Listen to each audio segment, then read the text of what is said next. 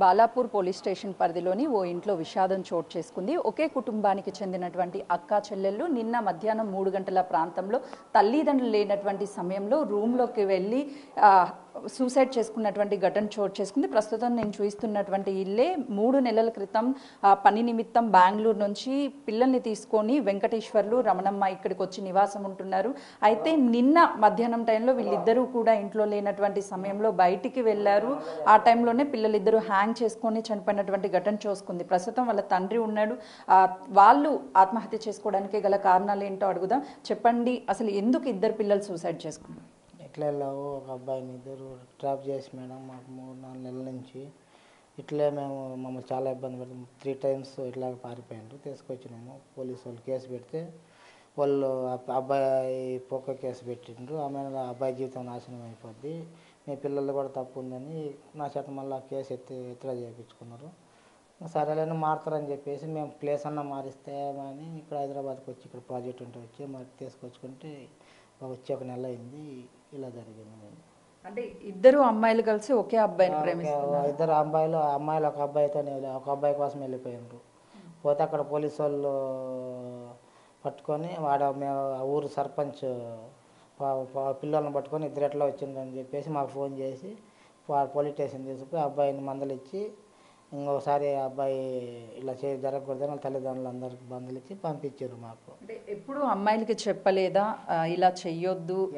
రోజు చెప్తాను మేము అదే కాళ్ళు ఇలా పట్టుకుంటాం మేము రోజు ప్రతిరోజు ఇట్లా చేయొద్దమ్మా, మా పరిస్థితి బాగాలేదు, ఎందుకంటే చేస్తున్నాం, మీకు ఏం తక్కువ చేస్తున్నాం చెప్పు, మీరు ఏ కాలేజీలో చేరతామంటే ఆ కాలేజీలో మేము రేయింబగలు కష్టపడి సంపాదించి కాలేజీలో చేర్పించామంటే కూడా వాళ్ళు మాటే మాట్లాడరు మేడం. వాళ్ళు ఒక్క మాట కూడా మాట్లాడరు.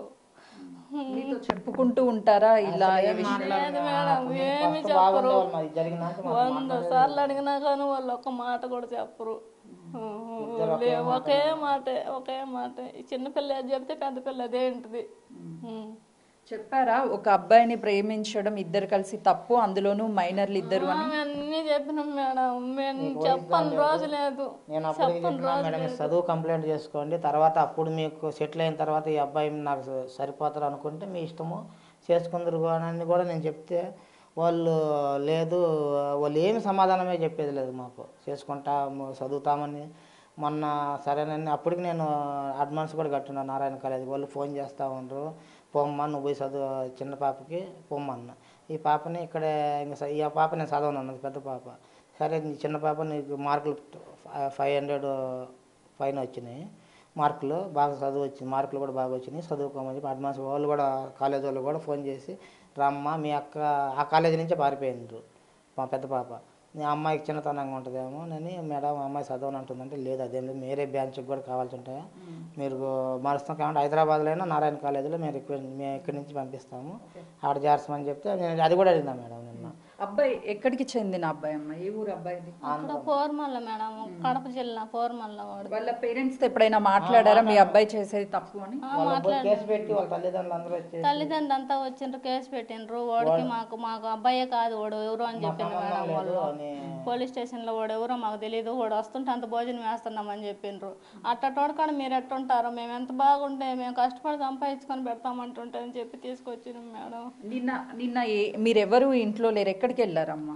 నేను అంగడికి పోయినా మేడం, అంగడికి పోయి వచ్చాక ఇట్లా చేసుకొని ఉన్నారు మేడం. మీకు అనుమానం ఉందా పిల్లలు ఏదో ఒకటి చేసుకోవడం కానీ వెళ్ళిపోవడం కానీ చేస్తున్నారు మేడం? ఇలా చూసి ఇట్లాంటివి ఏం చేయాల, కాకపోతే ఇంటి నుంచి పారిపోతారు. ఒకరో గ్యాప్ చిక్కిందంటే అమ్మాయి టక్కుని వెళ్ళిపోతారు, డబ్బులైనా ఏదైనా వస్తువులు తీసుకుని వెళ్ళిపోతారు. వెళ్ళిపోయి మళ్ళీ అక్కడ నేరుగా వెళ్ళిపోతారు, ఆ ఊరికి వెళ్ళిపోతారు. ఇంకా ఆ నుంచి వాళ్ళు ఫోన్ చేస్తే మేము పోయి తీసుకొచ్చుకుంటాం. అట్లా 2 times తీసుకొచ్చినాము. ఒకసారి మిడిల్లోనే 10 o'clock దిక్కి తీసుకొచ్చేసినాం. డెడ్ బాడీస్ ఎక్కడ ఉన్నాయి? ఉస్మానియా. పోలీసులు కేసు నమోదు చేశారా? కేసు ఏం రాసుకొని పోయినారు మేడం, మాకు తెలియదు. చూసినాం కదా, ఒకే కుటుంబానికి చెందినటువంటి ఇద్దరు అక్కా చెల్లెళ్ళు కూడా ఒక వ్యక్తిని ప్రేమించి గతంలో బయటికి ఇంటి నుంచి వెళ్ళిపోయారు. ఆ తర్వాత మళ్ళీ తీసుకొచ్చాము, వాళ్ళిద్దరిని కనిపెట్టుకుంటూ ఉన్నాము, వాళ్ళు వెళ్ళిపోతారేమన్న ఒక భయంతో ఏమీ తెలియనటువంటి పిల్లల్ని ట్రాప్ చేశాడు. వాళ్ళ సూసైడ్కి కారణమయ్యారు, అతన్ని కఠినంగా శిక్షించాలి అంటూ తల్లిదండ్రులు డిమాండ్ చేస్తున్నారు.